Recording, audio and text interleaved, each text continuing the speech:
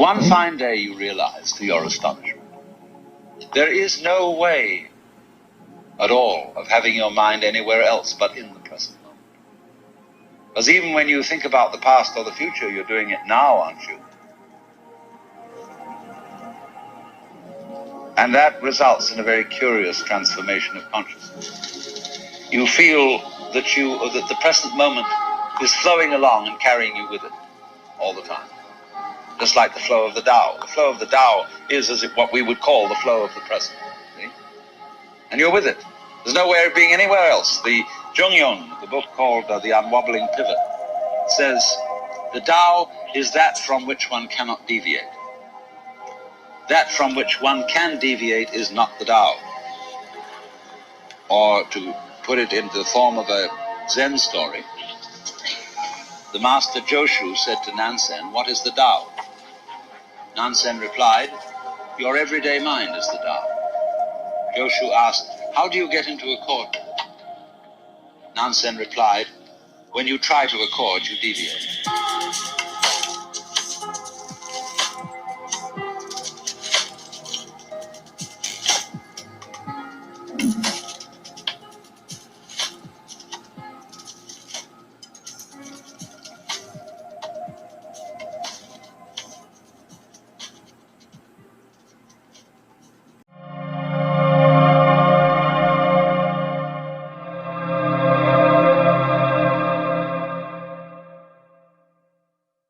All right, so we're back, and pretty much I was going to just talk a little bit about some of the ideas I had for the show, which is basically talking about people's interaction with building their business or transforming themselves from going from one type of lifestyle to another. Either like going to school, all the time to having a full-time job, or having a full-time job and maybe having children, or working one type of job and then like moving to software development, which is probably a little bit different than some jobs.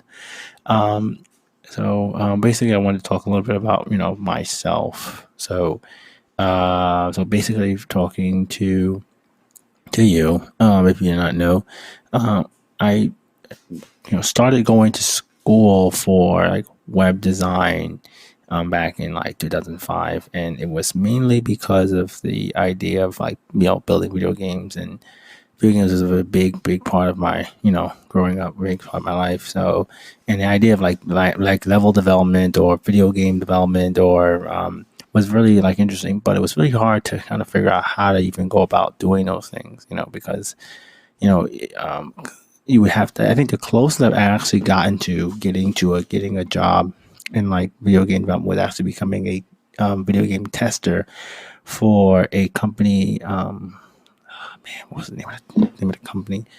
Oh no, now I got it. Now it's bothering me. The name of the company was Torok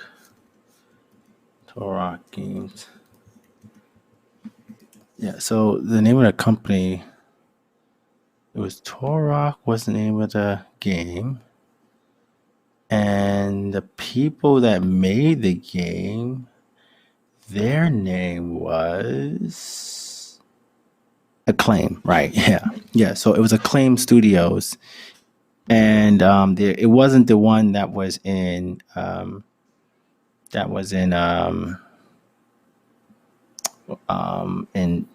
the West Coast. It was actually a company that was here in Long Island. They had a small game development company on Long Island there in Glen Cove, and it was great to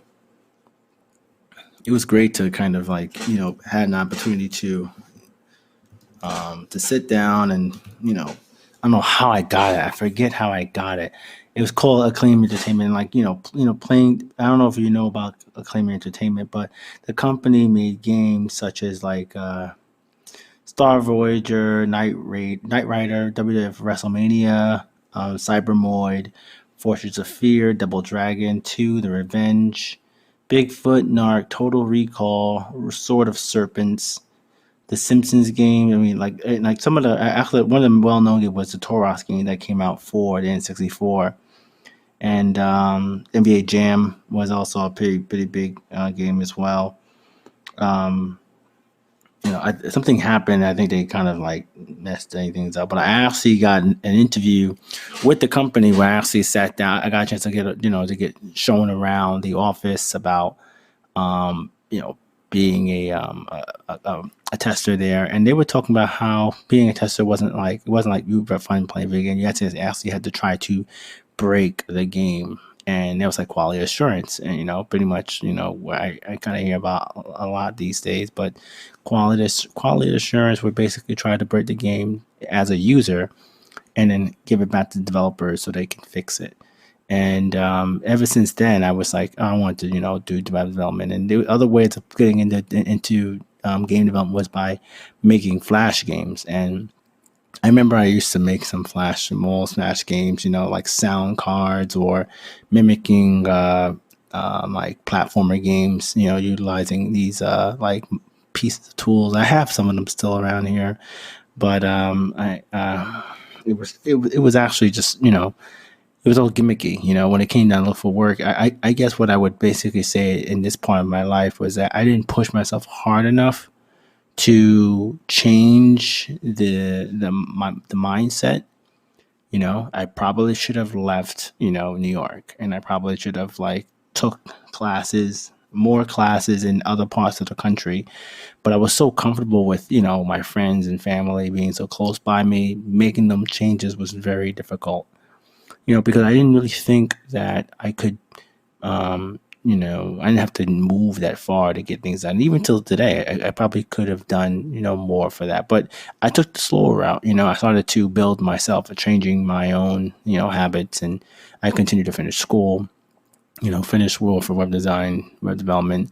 I got a job that wasn't really into web development, but it was mainly in like the IT field. Working as like technical support.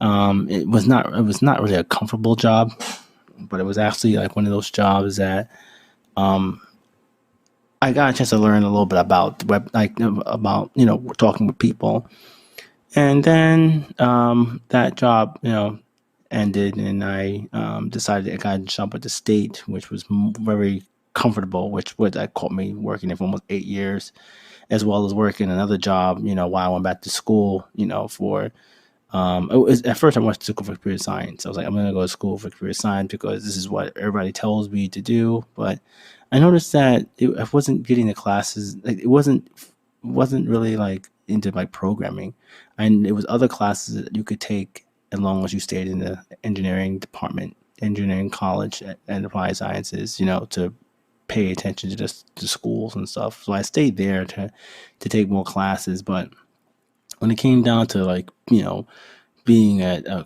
video gamer or a programmer, I started to notice that I was able to learn a lot more online without the help of many people.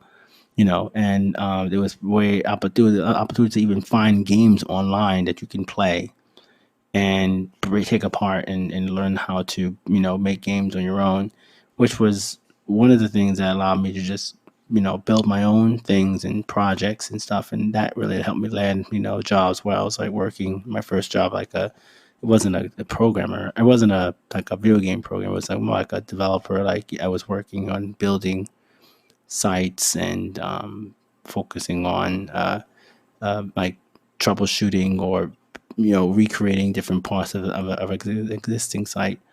And I think that that was actually some of the things that was interesting about working there. And I just continued to just learn things, and I also had this insatiable desire to like study Japanese. And Japanese was always like this interesting thing to learn, because it was something that with great patience I was able to notice I can get better at it.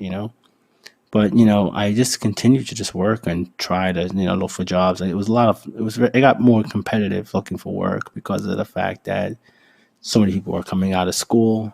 Some people weren't going to school at all, and people were coming from all types of ways saying they wanted to do web development, to the point where it got kind of like a dirty word saying you're a web developer.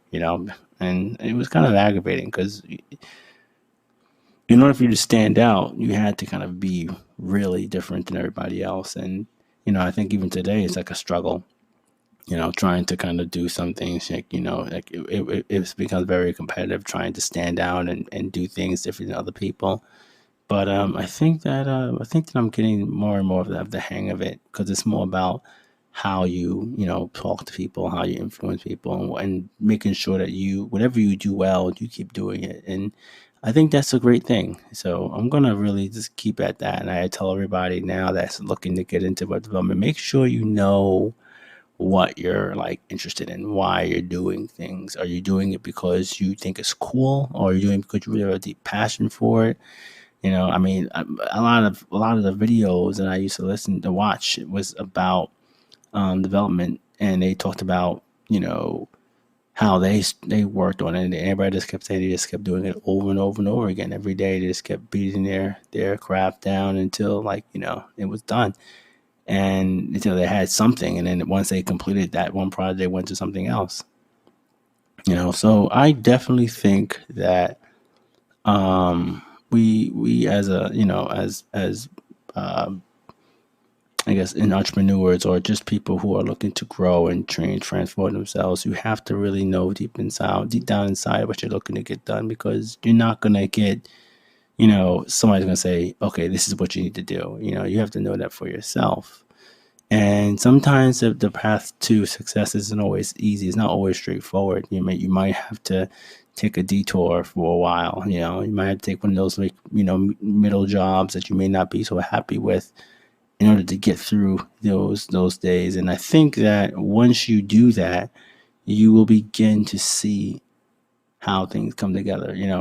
Steve Jobs used to say, he said, we can only predict the past. We can't predict the future, and we can only connect the dots from the future, from the past, not the future. So we have to somehow believe that the dots will connect in the future, and that's like by having some sort of like belief system of some sort. That could be God, or it could be whatever. But as soon as you're able to trust your those connections, you'll be able to see more of your life come together because of how you believe it. It's a very weird way of thinking, but it's really important. And I definitely encourage people to read books such as like The Seven Habits of Highly Effective People. Reading another book called The Infinite Mindset. The Infinite Game. Another book, which was Mastery by Robert Greene. The 50th Law that 50 Cent and Robert Greene wrote together. Like these books, you have to like listen to a lot of people who are also talking and then helping you understand. You may feel miserable right now. You may feel like shit. But you're not down and out. You still have your life. You still have your health. You still have plenty of things ahead of you, and you really need to find how to transform yourself into your greatest version.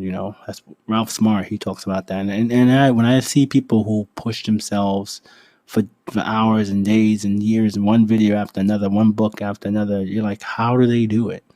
What drives them? And I think that just sitting down and just looking at each person would really get you going, like, because everybody has problems. Like, it's not about not having problems, or like not having debt. It's not really about that. It's about how do you manage those things and still be the best person you can be.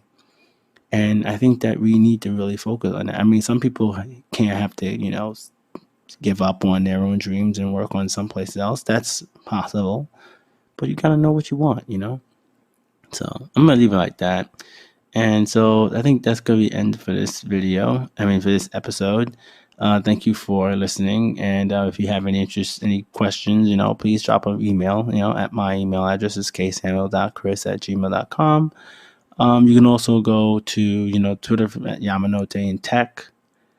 You can also check out the Yamanote Sen Instagram, and you can leave messages there.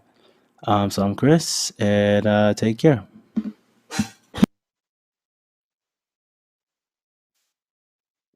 Hey, what's going on? I just wanted to take this moment just to thank you so much for still listening to the podcast. It really helps me to know that whatever I'm saying is you feel interested in. Right now this would be like the ninth episode I've made. So, and the only people who really would basically be listening to is the people who actually know me, or so people who like stumble upon it randomly online, either because you were looking me up or you were looking up something that was in the keywords.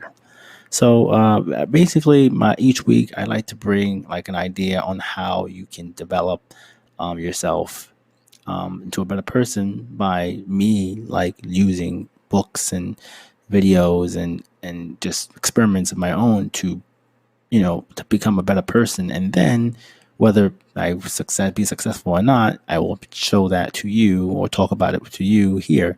If any deals or discounts that comes in my way, I will let people know, and I'll just move on from there. So today I would basically say that these podcasts are being made through Anchor FM, which is a website that allows you to create a podcast on your mobile phone or on the laptop or PC, and you can do it all for free, and it posts it to Spotify as well as a lot of other small podcasting RSS feeds.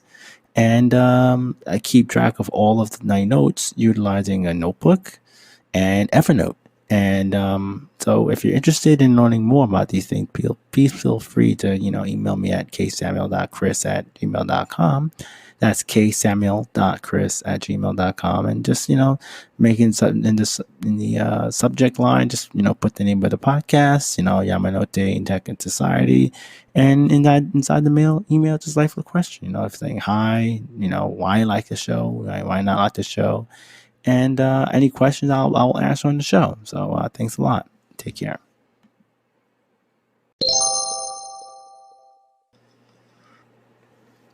And that's the clip. That's basically what the book was basically saying. So that if you didn't get a chance to see, or see or hear everything, there's the seven habits of highly effective people, and that's the habit 2. Begin with the end in mind. So a lot of the habits are: habit 1, be proactive; habit 2, begin with the end in mind; habit 3, put first things first; habit 4, think win-win; habit 5, seek first to understand, then to be understood; and then habit 6, synergize; and then habit 7, sharpen the saw. And there's a diagram of habits have it being this circle, kind of it's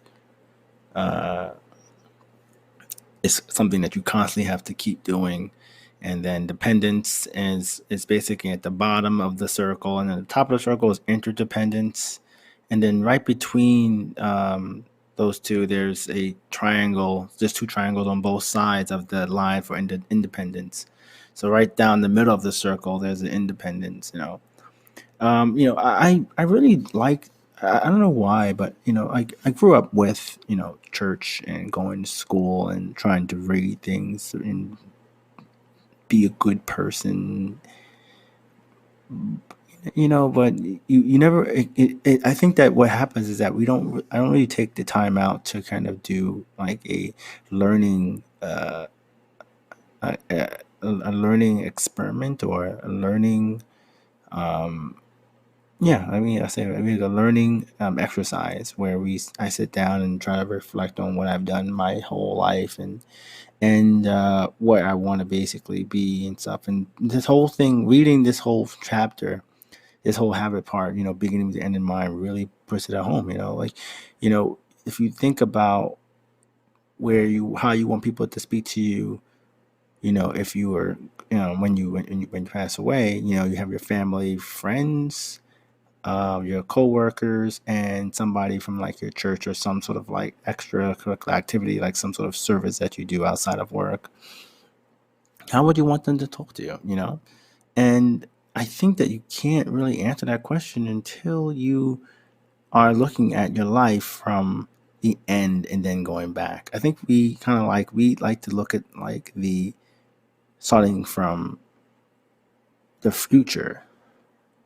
I'm sorry, starting from the present and then like we'll be able to just continue to keep pushing it back, because that's what we've been learning. I mean, like looking at a lot of stories on how, like, people would try to, like, live forever, and or they wouldn't talk about death in certain ways. But if you pay attention to that, I'm looking at that, I would want to have my family to be able to say that, Chris, was very diligent at working and trying to be more assertive at, being successful, and, was willing to put in the work, to help not only himself but the people around him.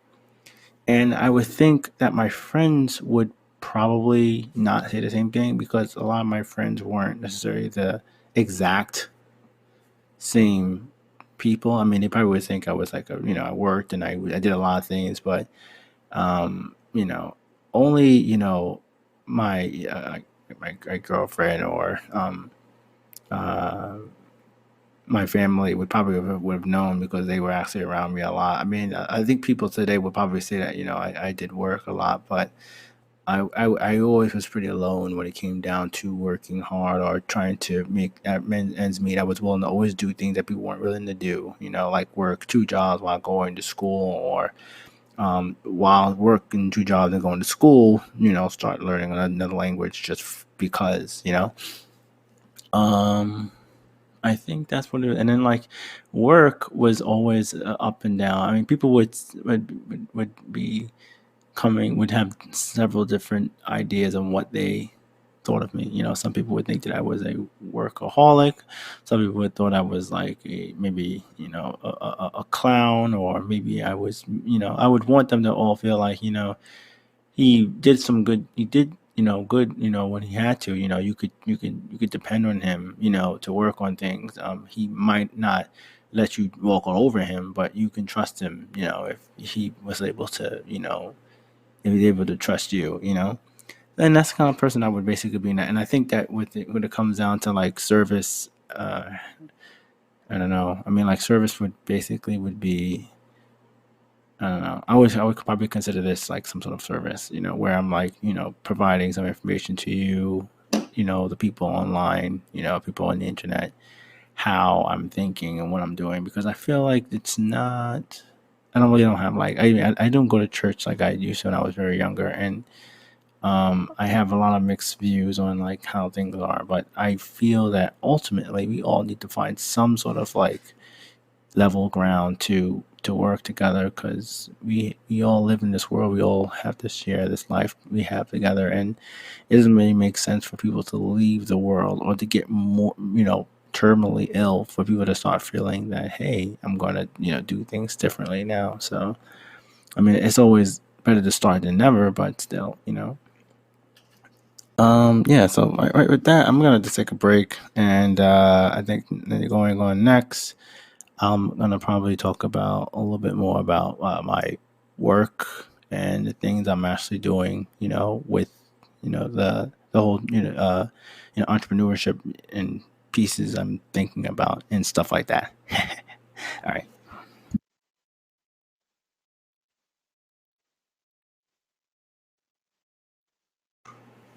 Where we began to create a positive energy that changed ourselves and eventually influenced our son as well.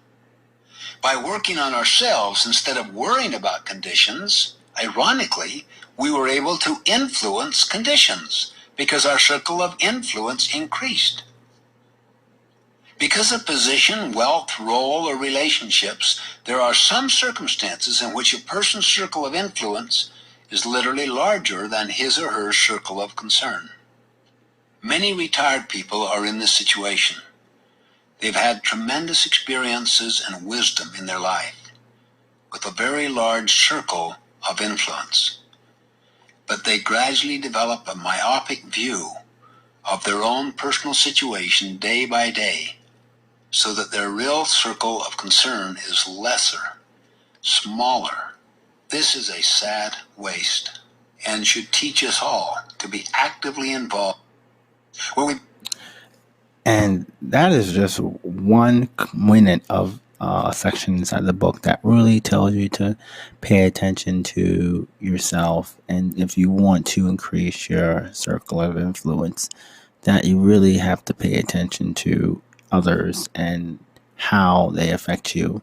and what you can do to increase your circle of influence. And it also brings a big idea to the mix is when you're talking about people who can't connect. They have a very small circle of influence, like people much older, because of that's their own experiences. So, in my idea, in my own opinion, I feel like if you have to constantly grow as a person and be willing to look at um, the world as a whole, as a where it has a beginning and an end, and what you want people to think of you when you, I don't know, when you go ahead and you're no longer a part of this earth, and you really get a chance to see things differently when you look at that.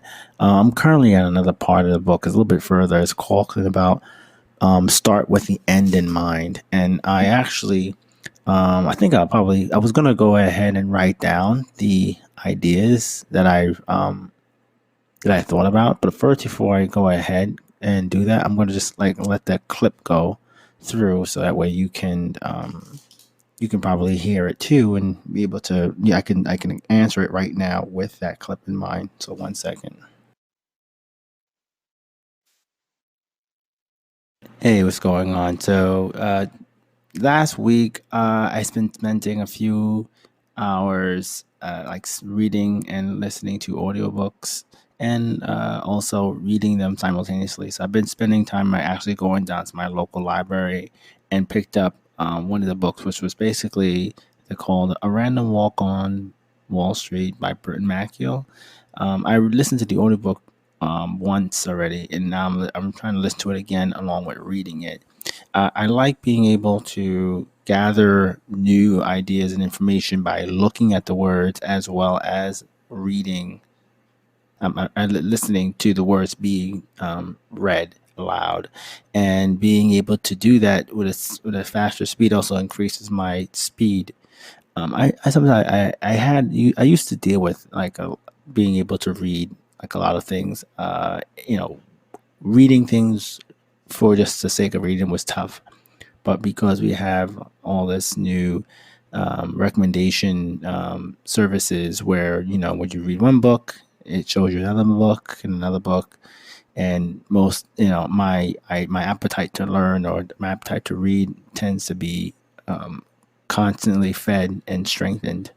So I really recommend though doing something things like that if you aren't able to buy books every day. I actually made a link where I talked about some of the books I basically have listened to on audible.com, which was I have 122 books. I opened up that account I think around 2011 2012, and the first book I kind of was reading was the book on Steve Jobs. He just passed away like a week or two after he passed away. The book was came out and was available, and it was a good book to read, and it was also a good book to listen to. And I think that finding reading information or reading stuff just in time when you need it is always the best way to do it, and it strengthened my attention span tremendously. I think that was something that I couldn't manage when I was younger, like in high school, even in early college. Yeah, so looking at that, the book I want to talk to you about today was Burton Macchio, but it's called A Random Walk on Wall Street, which is, it's basically a book, I think, if you're interested in investing, but also understanding on that a man who has, worked heavily in investment banking, and was, learned a lot about, things, the ups and downs, been able to, manage the tides of time for different types of investments and money management, banking, uh, building out your portfolio. He basically says in his book that uh, buying and holding investment portfolios and different assets is actually better than trying to beat the market. And that term, beating the market, means that you could pick like a few stocks, like I would just pick up Microsoft Exxon and Disney, and then I can just hold on to those and then short them, meaning that you sell them off right when they're actually it's going down, like the profit, the value of the stock is going down, and he has this thing idea of like you would look at an entire like S&P 500, which is like a level of different portfolios that are like curated by like the S&P or different investment banks. I'm not gonna go bit too into that. Basically, it's like the top 500. I like to look at it like that, like the top 500 stocks. You would buy a stock from each one, and you hold those. And if you do that and never let go, you would, based on what Tony Robbins has basically basing his ideas off of that book, was you'll never lose as much as you put in, and you'll always gain. You'll always earn more and never lose what you put in. And there's certain percentages he went into. I won't go too much into it right now because I'm trying to just talk about the book. And this idea talks a lot about life, and like everybody's looking for these short-term gains, and that's not going to work. And another book I'm reading, which is Simon Sinek's The Infinite Game, talks about winning in the sense of everybody, like, it's a constant, like, it's not about winning and losing. It's more like everybody has to kind of be able to find value into what you're doing. And in order to do that, that allows you to always be able to do well in the infinite game rather than playing the finite game. But, that's another thing, but these books are what I'm basically saying. I constantly can pick them up and read them and listening to them, because the algorithms that are used to help me find other books, such as YouTube and Amazon, Audible, constantly shows me things that other people are reading and listening to. So I definitely recommend that book. I think you could probably find that book on the audio version on YouTube. But yeah, I think that was actually a good book. But the other book I'm actually kind of reading, I've gotten pretty far into it, is the 7 Habits for the 7 Habits for Highly Effective People. And yeah, I definitely think that this book is great. And I think I'm actually going to show a little clip. I'm going to play a little clip from the book, because I've been trying to get people to not get overwhelmed when I like tell them, hey, read this book. I feel like no one will read the book if you just give them a book to read. But if you give them, like clips, a whole bunch of clips that people can pick up, people were willing to listen to a 2-3 minute, 5 minute clip of it. And yeah, so I'm just gonna I'm not gonna play 5 minutes of it, but I'm gonna probably play about a minute or two of it and see how it works on the podcast. Good evening, and what's going on? It's Chris, basically back on your Yamanote Tech Society. We have a good show for you today, and I just want to basically, if you listen to the intro to today's podcast, you would know that was Tom Bailu. He has a YouTube channel called Impact Theory, which each video he tries to get people who are interested in transforming themselves into their better version, and find ways to work hard in different ways. And one of his videos was actually transformed into like a motivational clip from, I think it's called Video Advice. And I actually downloaded that video quickly, and I usually listen to it every day in the morning, usually on the train, as well as some other videos. I like what it makes me think and feel, and I use that to start my day. It's a part of my morning routine, among other things. So today, I just want to go ahead and try to speak a little bit about the newsletter I have set out for people to to listen to and read. I was thinking about maybe adding a audio clip to it, so this way, if people weren't willing to listen, read the entire thing, I think that my newsletter is getting pretty lengthy, and it's very difficult for everybody to want to listen to it. I was going to basically read it out loud and record it as an audio clip and actually add it as well. The reason why I think about that because I feel like your time is very important, and I should not think that anybody would have, you know, 3 4 hours to, you know, listen to a podcast in 2 hours, to read another hour or so to read my newsletter. So, and it would be great if I just found other, as many ways as possible to practice, pushing out content each week without having to worry too much about the timing and stuff like that. So it's going to be great. Let me see. So today, I kind of been spending a little bit more time looking for alternative ways to create content around what I'm trying to do in ways that aren't too invasive, which meaning like doesn't really take too much from my time, my day. And I think that is great. So coming up, I think I'm just going to go ahead and just speak about the first topic I wanted to do. Is basically the books I've been reading for the week. All right.